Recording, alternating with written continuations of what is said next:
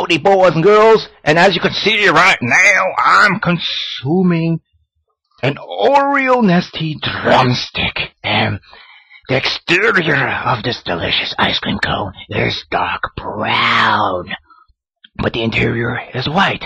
And you know what this entails? The old racist joke about a black person, alright? Somebody who is physically black, aka of sub-Saharan African descent, or just some random person who has really dark skin, which you can also find in India, right? Aka a stereotypical quote-unquote black guy who, ironically, psychologically, or behaviorally acts like a white person. Alright? The point I'm trying to prove here is that racism can be sometimes deliciously stupid, alright? Because, out of all honesty, who gives a fuck what your skin color is?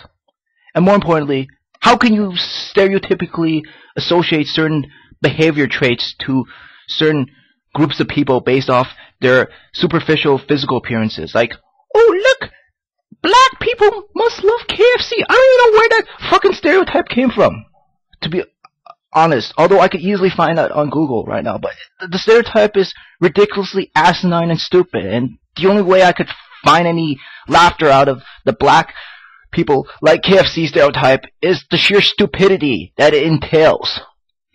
Yeah, I hate racial stereotypes, alright? There's also an Asian racial stereotype of, oh, look, you're a banana, alright, because you're yellow on the outside. Which is completely fucking stupid, because, first of all, Asian people are hardly any more yellow than white people or any other quote-unquote race out there, alright? But, out of all honesty, I have actually been labeled that because, let's see, I am definitely an Asian person, to anybody who isn't blind here, and more importantly, I do act a little bit more quote-unquote whitish or Caucasianish than most Asian people or white people would expect, because I hardly eat any Asian food, for instance, or I'm hardly accustomed to Asian culture.